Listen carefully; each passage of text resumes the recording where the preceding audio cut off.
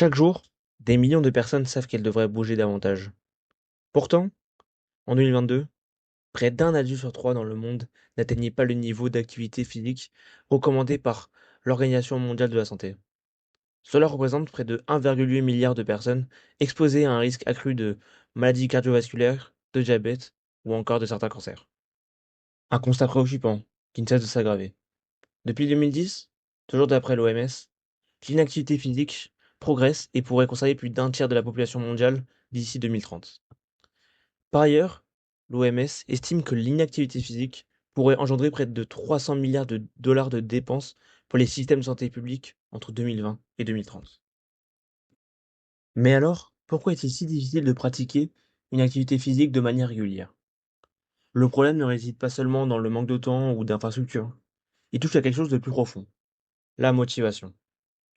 Car connaître les bénéfices du sport ne suffit pas toujours à passer à l'action.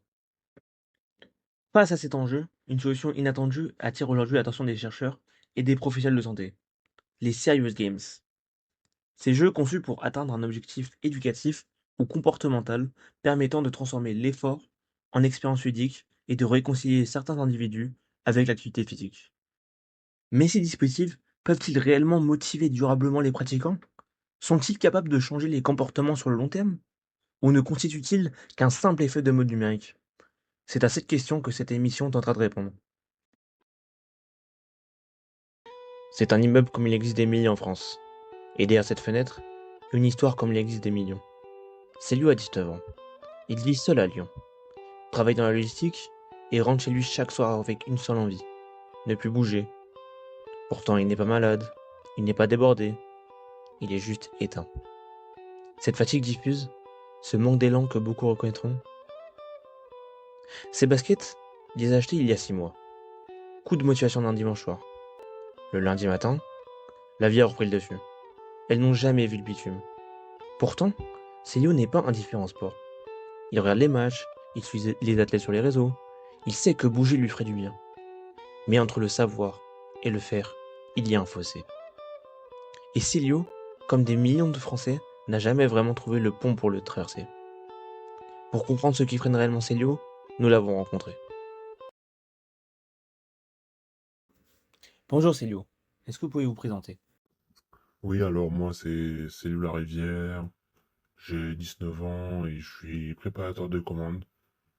Depuis que je suis jeune, je suis en surpoids, ce qui me cause des problèmes de respiration dans certaines activités du quotidien. J'ai pratiqué le badminton, le basket en club, ainsi que la musculation, mais avec plusieurs périodes d'arrêt et de reprise. Vous vous souvenez du moment précis où vous avez décroché? Un événement? Une période? Hmm, Pas vraiment. Je mets tout le temps tout au lendemain et je décroche naturellement. Est-ce que vous vous sentez coupable de ne pas faire de sport? Hmm, oui, les progrès sont perdus, par exemple en musculation. Et du coup, ça conduit à un regret personnel d'abandonner. Pourtant, vous avez quand même essayé de vous y remettre? Qu'est-ce qui s'est mal passé à chaque fois? Oui, c'est vrai que plusieurs fois, j'ai essayé de m'y remettre, que voilà, j'aime pas mon corps, donc je voulais le faire évoluer. Sur les réseaux sociaux, on voit des gens qui courent, qui s'entraînent, qui affichent leur performance. Ça vous fait quoi? C'est vrai que voir tous ces gens, ça rend jaloux. Ça donne envie d'avoir le même physique, mais donc ça aboutit aussi à une forme d'encouragement. Si vous deviez pointer une seule, qui vous empêche de bouger, ça serait quoi? C'est vraiment une chose, ça serait la discipline, clairement. Ce n'est pas que je ne sais pas quoi faire ou que je manque d'envie sur le moment. Le vrai problème, c'est la régularité. J'ai du mal à tenir dans la durée. Je peux être motivé pendant quelques jours ou quelques semaines, puis je relâche. Je repousse. Je trouve des excuses. Et je finis par arrêter complètement. Et si demain quelqu'un trouvait le truc qui vous redonne vraiment l'envie, vous pensez que c'est encore possible pour vous? Oui, oui, oui, c'est possible. Je pense que je n'ai pas perdu cette capacité, elle est juste un peu endormie. J'ai déjà eu des périodes où j'étais motivé, où j'arrivais à faire du sport régulièrement, donc je sais que je peux retrouver ça. Et enfin, ma dernière question, gamifier le sport, est-ce que ça vous aiderait? Ah oui, oui, clairement, clairement. Le fait de gamifier le sport m'aiderait. Parce que ça me permettrait de ne plus me focaliser sur les sports en lui-même. Au lieu de voir ça comme une contrainte, ou quelque chose de difficile, je le verrais plus comme un jeu, un défi à relever. Michel a 26 ans. Il a essayé le sport plusieurs fois, le vélo d'appartement acheté en janvier, démonté en mars, l'abonnement salle jamais résilié, jamais vraiment utilisé. Il ne se considère pas comme fainéant, il se considère comme démotivé. Et Michel, c'est beaucoup de monde. En France, plus d'un adulte sur deux ne pratique aucune activité physique régulière. Un chiffre que l'INSERM rappelle régulièrement dans les rapports sur la sédentarité. Pas par manque de temps, par manque de raisons concrètes de continuer. Le sport seul, sans but visible, ça ne prend pas. Alors on a proposé à Michel quelque chose de différent. Pas une salle, pas une appli de comptage de pas, un jeu sérieux, conçu spécifiquement pour que bouger devienne une mécanique de jeu. On lui a donné une manette et on l'a regardé. Pour commencer, Nice, tu as déjà utilisé Just Dance. Peux-tu expliquer de quoi il s'agit pour ceux qui ne connaissent pas? Just Dance est une série de jeux vidéo qui sort environ une fois par an. Le principe est simple. On tient dans la main un appareil qui suit nos mouvements, dans mon cas une Wiimote sur Wii, mais il existe des versions utilisant le téléphone ou d'autres accessoires. Le but est d'imiter la chorégraphie affichée à l'écran. Et avant ça, comment faisais-tu pour pratiquer une activité sportive? Quand j'étais plus jeune, j'ai essayé beaucoup de sports différents, mais je n'ai jamais réussi à m'y tenir plus d'un an. Après avoir tout arrêté, j'ai traversé une longue période sans activité physique, faute de trouver quelque chose qui m'accroche journellement. Et le jeu a changé quelque chose pour toi? Oui, vraiment. Just Dance me permet avant tout de m'amuser. Et c'est ce qui fait toute la différence. Tant que je prends du plaisir, je n'ai aucun mal à continuer et à rester régulier. As-tu ressenti une différence physique concrète? Sur le plan de la force musculaire, pas vraiment. En revanche, sur celui de l'endurance, c'est frappant. Quand je fais du sport sans m'amuser, je m'épuise très vite. Avec Just Dance, en revanche, je peux jouer pendant plusieurs heures sans problème. Tu évoquais tout à l'heure une certaine réticence à jouer seul. Peux-tu m'en dire plus? Oui, j'ai beaucoup plus envie de jouer quand je suis avec quelqu'un. Seul, c'est moins stimulant. J'aime bien être un aspect compétitif ou simplement le plaisir de partager l'expérience. Je n'aime pas me sentir seul. En tout cas, la présence d'une autre personne m'aide vraiment à me motiver. Le recommanderais-tu, comme Michel l'a fait précédemment? Honnêtement, ça dépend des personnes. Certaines chorégraphies peuvent être un peu embarrassantes à reproduire, donc il faut être à l'aise avec ça. Pour quelqu'un qui n'est pas trop pudique, qui aime s'amuser en bougeant, oui, je le recommande sans hésiter. Ils existent. Ils ont fait bouger des milliers de personnes dans le monde entier. Alors pourquoi l'inactivité physique est-elle toujours un problème majeur de la santé publique? Faisons le tour de ce qui a été vraiment mis en place et de ce que la réalité nous apprend. Tout commence bien avant que l'on l'imagine. En 1993, Sega lance l'Activator, un accessoire qui détecte les mouvements du corps pour contrôler les personnages d'un jeu. Commercialement, c'est un échec. Mais l'idée est posée, le corps comme une manette. 5 ans plus tard, en 1998, Konami sort Dance Dance Revolution dans les salles d'arcade japonaises. Cette fois, ça prend. Les joueurs doivent frapper des flèches avec leurs pieds en rythme. Pour la première fois, un jeu vidéo grand public impose le mouvement comme mécanique centrale. Puis vient en 2006 et la Nintendo Wii. Là, le changement est radical, non pas dans le concept, mais dans l'accessibilité. Pour la première fois, une console de salon demande à ses joueurs de se lever du canapé. Tennis, boxe, bowling simulé via des commandes gestuelles. Et elle entre dans des millions de foyers, livrée avec Wii Sport inclus directement dans le pack d'achat. Des populations que l'on ne voyait jamais dans une salle de sport peuvent se mettre à bouger chez elles. Les seniors, les personnes à mobilité réduite. Les jeux vidéo deviennent alors un outil pour tout le monde. Ensuite, il y a eu le cas de Pokémon Go. Lancé en juillet 2016, 2 mois après son lancement, le jeu est téléchargé 500 millions de fois dans le monde. Des chercheurs de l'université d'Harvard publient en décembre 2016 dans le British Medical Journal une étude sur son impact réel. Verdict. Lors de la première semaine d'utilisation, les joueurs effectuaient en moyenne 955 pas supplémentaires par jour, soit environ 15 minutes de marche en plus que précédant l'utilisation du jeu. L'OMS, elle, de son côté, recommande aux adultes de 18 à 64 ans au moins 150 minutes d'activité modérée par semaine. Ces 11 minutes supplémentaires permettent donc d'atteindre un peu plus de la moitié de l'objectif quotidien. c'est modeste, mais pour des personnes qui ne marchaient pas assez avant, c'est un premier pas concret. Dans le domaine médical, une étude publiée en 2020 par Sorbonne Université, les résultats sont encore plus frappants.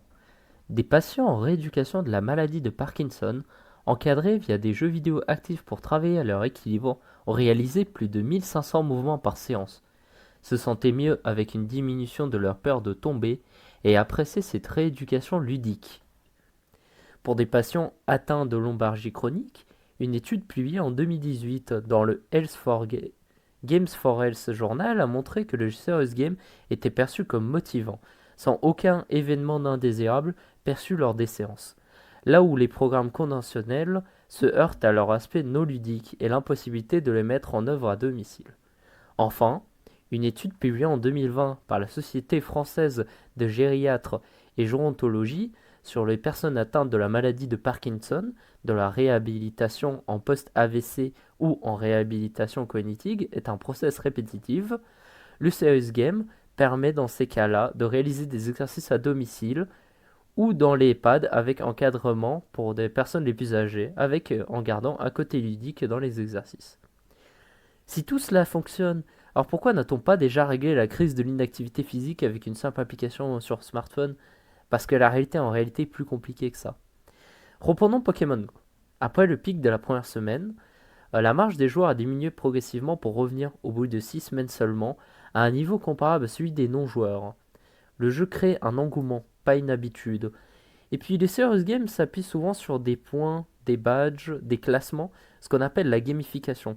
Or, des travaux de référence de Deci, Kochner et Ryan publiés en 1999 dans The Psychological Bulletin ont montré qu'ils introduisent des récompenses externes dans une activité peut paradoxalement éroder la motivation à long terme. On passe du plaisir de l'activité à la recherche de récompenses, et quand les récompenses perdent de la valeur, l'engagement s'effondre. Être motivé derrière un écran ne signifie pas qu'on enfile ses baskets le lendemain. Des chercheurs soulignent que l'analyse doit aller au-delà du comportement en jeu pour mesurer les effets réels sur la pratique sportive. Et sur ce point, les preuves scientifiques restent insuffisantes. Les médecins pointent aussi le faible niveau de preuves scientifiques et perçoivent parfois ces outils comme des gadgets. Le serious game est donc une promesse réelle, mais partielle, un déclencheur puissant, mais pas une solution complète.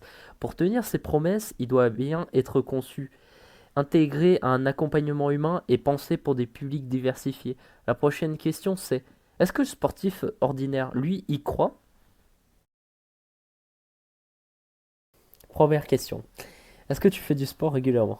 Oui, 3-4 fois par semaine. Je fais 3 séances de volley avec compétition et salle de sport quand j'en ai envie. Ok. Et qu'est-ce qui te donne envie d'aller à la salle de sport et de faire du coup du volley?